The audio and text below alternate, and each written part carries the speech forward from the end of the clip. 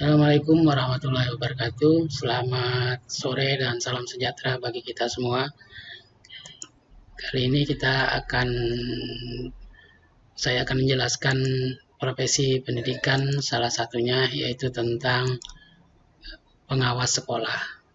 Minggu lalu kita sudah membicarakan tentang guru, kepala sekolah. Nah, sekarang ini adalah pengawas sekolah.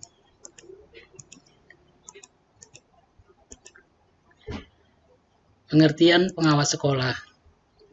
Pengawas sekolah adalah orang yang memberikan bantuan bimbingan pengarahan terhadap guru atau tenaga kependidikan lainnya untuk meningkatkan pembelajaran. Ini menurut Yahya tahun 2013, sedangkan menurut Rugayyah tahun 2011 bahwa pengawas sekolah merupakan seseorang yang diberi tugas, tanggung jawab, wewenang, dan hak secara penuh oleh pejabat yang berwenang untuk melakukan pengawasan sekolah dengan melaksanakan penilaian dan pembinaan dari segi teknis, pendidikan, dan administrasi pada satuan dasar dan menengah.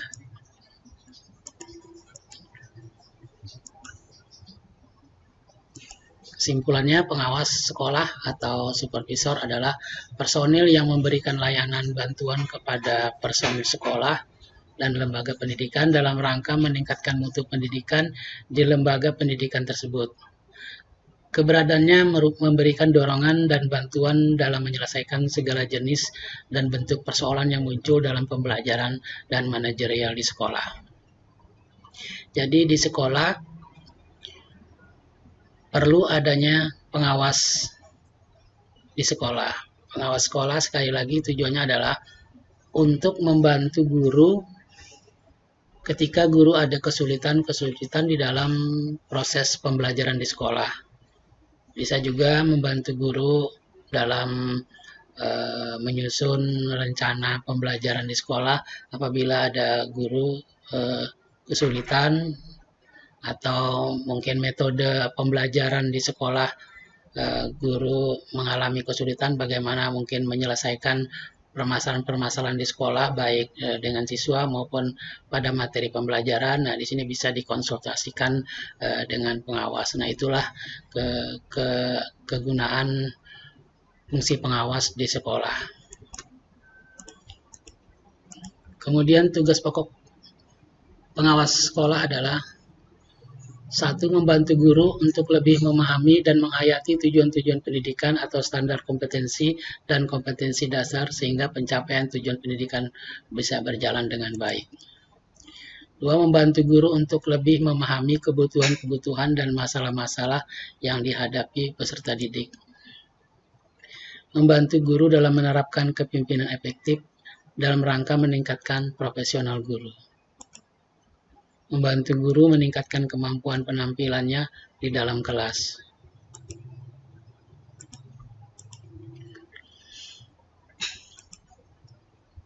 Membantu guru dalam mendesain program pembelajaran.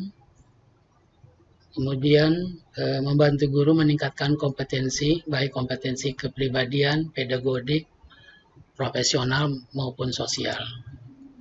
Mendorong guru untuk meningkatkan jabatan karirnya.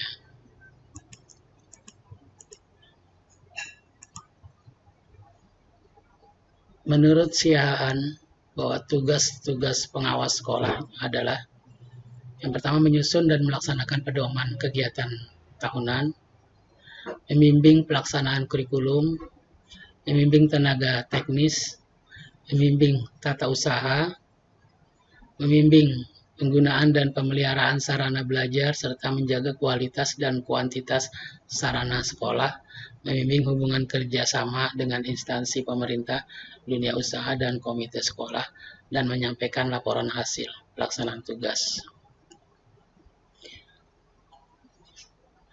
Nah, dalam hal ini selain itu juga yang real yang sekarang ini bahwa tugas pengawas selain itu ada juga untuk membimbing penerimaan siswa baru misalnya di sekolah. Misalnya dalam PPDB di sekolah SD atau SMP. Nah, itu peran pengawas juga membantu mensosialisasikan juknis penerimaan siswa baru, juga pembimbing mengarahkan sekolah dan mengingatkan sekolah bahwa penerimaan PPDB harus berdasarkan juknis, harus berdasarkan jadwal pelaksanaan PPDB. Ini adalah juga tugas pengawas. Kemudian menurut Permendikbud tahun 2014 nomor 143 bahwa bidang pengawasan kedudukan dan wilayah kerja pengawas sekolah itu meliputi untuk bidang pengawas sekolah meliputi satu pengawas TK atau RA, itu adalah pengawas sekolah yang mempunyai tugas tanggung jawab, wewenang dan hak secara penuh dalam melaksanakan tugas pengawasan akademik dan manajerial pada TK atau RA. Pengawas sekolah dasar atau madrasah ibtidaiyah adalah pengawas sekolah yang mempunyai tugas, tanggung jawab, wewenang dan hak secara penuh dalam melaksanakan tugas pengawasan akademik dan manajerial pada sekolah dasar atau MI.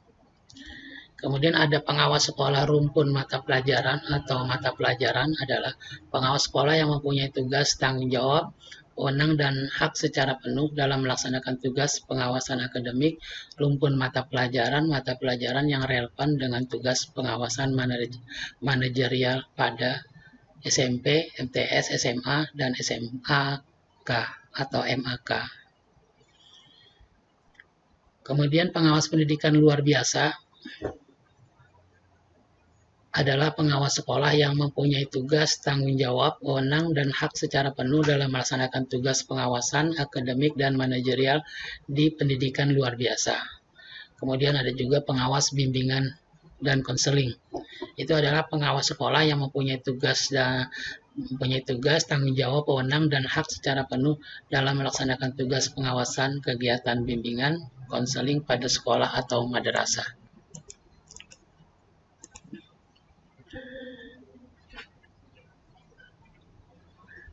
Kemudian pengawas sekolah berkedudukan sebagai pelaksana teknis fungsional di bidang pengawasan akademik dan manajerial pada sejumlah satuan pendidikan yang ditetapkan oleh pejabat yang berwenang sesuai dengan ketentuan peraturan perundang-undangan yang berlaku.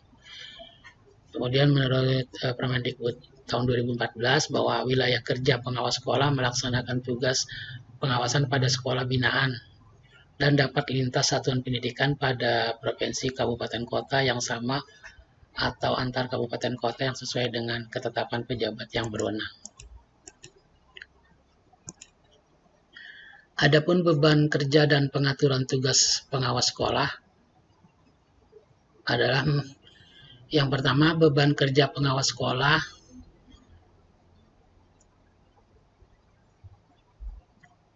untuk TK paling sedikit 10 satuan pendidikan. Untuk SD atau MI itu paling sedikit 10 satuan pendidikan. Untuk SMP atau MTS, SMA, dan SMK itu paling sedikit 7 satuan pendidikan atau paling sedikit 40 orang guru. Untuk sekolah luar biasa paling sedikit 5 satuan pendidikan atau 40 guru. Pengawas bimbingan dan konseling paling sedikit 40 orang guru. Kemudian pengawas rumpun mata pelajaran atau mata pelajaran agama dan pengawas sekolah muda untuk TK dan SD paling sedikit 60 guru. Untuk SMP, SMA, SMK paling sedikit 40 guru.